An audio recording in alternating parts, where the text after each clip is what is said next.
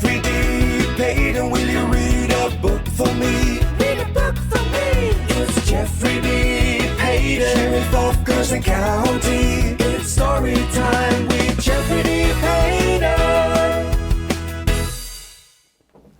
Hello everyone, my name is Jeff Paden. I'm the Sheriff of Guernsey County. I'm going to be talking about a problem that's in many schools, and that is bullying.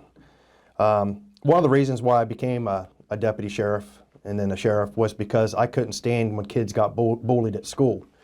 And I would stand up for them and try to help them get through things. Bullying is not the thing to do at school. You should be nice to others, treat others how they treat you. Real quick story that I went from grade school, I was in 4th grade at then Lincoln, and then went to my 5th grade year to Garfield. And I was really nervous. I was afraid. I was afraid to talk to others. But if you be yourself and treat others how they treat you, you'll be just fine. So if you ever see bullying at school, make sure you tell your teacher, or you can even call me, because we don't want to put up with any bullies, because that's not how you treat people in life. So I'm going to read this book. It's called The Juice Box, Bullying, Empowering Kids to Stand Up for Others. If you don't stand up for them, nobody else will. This is by Bob Sorson and Maria Dismondy. So let's get in here. Now this kid here, Pete, I'm going to be talking about, takes it a different way of towards bullying. And we'll talk about it in this book. So let me get to the first page. So Pete goes to his new school. As Pete stood in front of his new class, Mr. Peltzer, which is the teacher, announced, "Let's welcome Pete to our team. Pete, you will be sitting behind Ralph."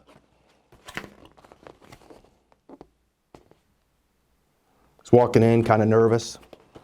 I would be. He's got his hat in his back pocket. Settling into his seat, Pete pulled his hat down over his head so that only his eyes could be seen. Turning around, Ralph, the one he's sitting behind, warned him, "They don't allow hats in class here." Pete replied, "You're not my mother," snarled Pete. He's just trying to be nice to Pete, to give him a heads up, and Pete's already getting mean with him. Maybe that's his defense to being in a new class. After giving an assignment, Mr. Peltzer walked around the class and quietly asked Pete to remove his hat. Once he walked away, Pete poked Ralph. "Thanks a lot," he growled. He thinks he told on him, but that's just a rule. You can't have your hat on in class. Later that day at recess, Pete didn't ask to join the soccer game. Instead, he watched. What do you think's going through his mind right there? I think he's looking over there. He's not at his original school, and he's nervous and scared. "Hi, Pete," Ralph said. "Do you want to get in the game?" "Not with those nerds," Pete replied. "I don't like those kids." "What do you want to do?" asked Ralph. Wonder why he's being so mean. Again, I think that's a defense mechanism because he's afraid. Pete smiled spitefully. "Let's steal the ball. We're bigger than them. We can have our own game." "I don't think so," answered Ralph. "That's not how we do things around here." "Then I'll do it myself," taunted Pete, "if you're so afraid." So he's going to go over and steal the ball while everybody's having fun. It's not nice. Peer pressure. You'll learn about that in life too. Peer pressure is when somebody tries to get you to do something and you really don't want to, but everybody's saying, "Yeah, do it, do it, do it." What I tell kids is be a leader, not a follower. If you tell those kids that you don't want to do it, they're going to respect you more than if you do it. And you'll learn a lot about that as you get older in school. Pete ran over to the field and yelled, "Pass it to me."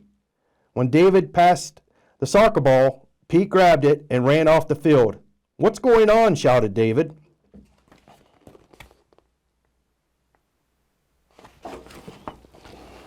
Pete didn't answer. He ran faster and faster, then turned and waved the ball in the air. At first, the kids just stood there.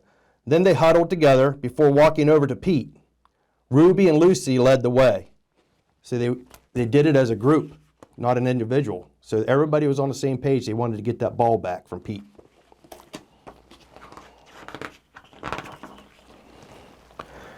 I know you're new around here, but what are you doing? Asked Ruby. I'm playing with the soccer ball, Pete snapped. Then you're going to take it away from me?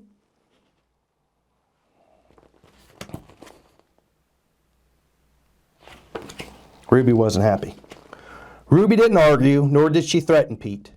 Instead, she softly but firmly explained, it's your first day here, so there is no way you could know this.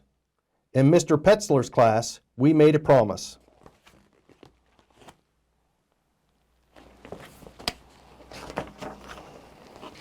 We promised to take care of ourselves, each other, and our classroom, and to solve problems peacefully. We promised that in this class, no one would stand by and accept bad behavior. When someone acts hurtfully, we speak up. We want you to be a member of this class and to make the same promise.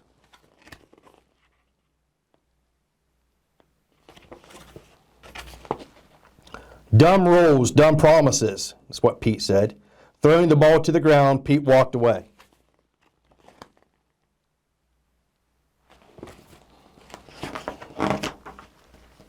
The next day, Pete ate alone.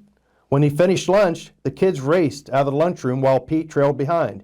Ruby ran up to Pete and asked, "Do you want to play soccer today?" "I don't play with nerds." "Okie dokie," replied Ruby. Ruby still trying to make friends with him. "Hey, Ruby," Pete called after her. Ruby stopped and turned. "Nice shirt," Pete complimented. Then he squirted his juice box right at her. Man, that's not good. He's being a big-time bully. He's new to school. Wouldn't you think he'd want to get along with people? "You are so mean," she shrieked at him. "I'm telling everyone how mean you are. You won't have any friends here."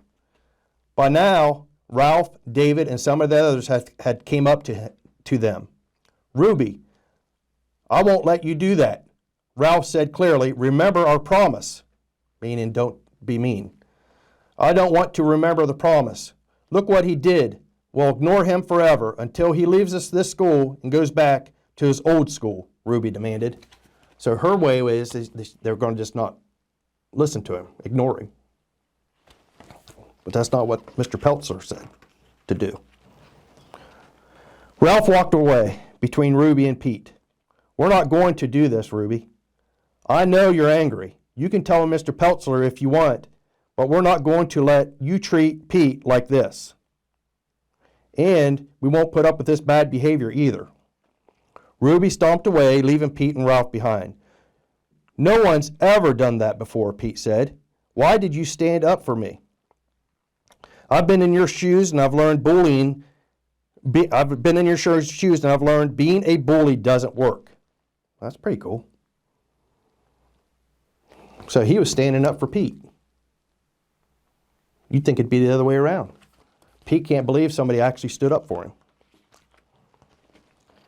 "And I'm not a bystander," Ralph said. "I don't stand by and let mean things happen. Besides, Ruby is my friend, and you shouldn't have ruined her shirt."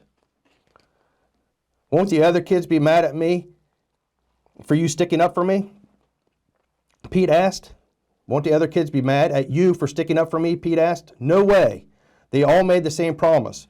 We talked about it for a long time with Mr. Peltzer, and every kid here tries to keep that promise." Do you get what's going on here? They're trying to be nice to others. Even though Pete is being a bully, he stood up for Pete.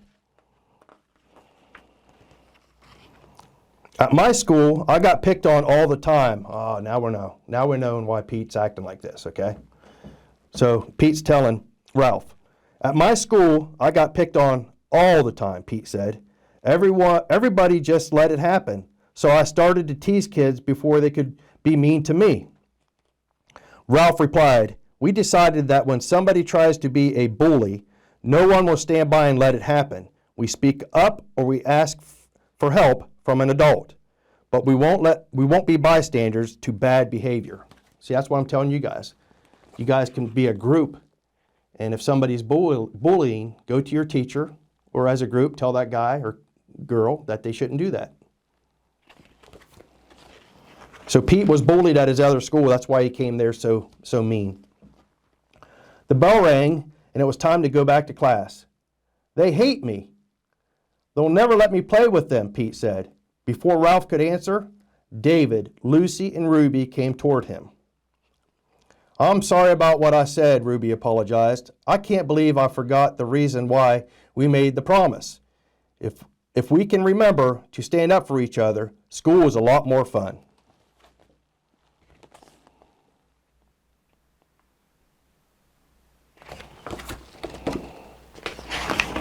That's cool. Now they're all friends.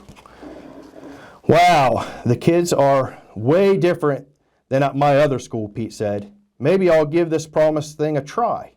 Great. Let's go talk to Mr. Petzler, said Ruby. Hey, Ruby. Sorry about your shirt, Pete added. Ruby smiled. No worries. I kind of like the new look.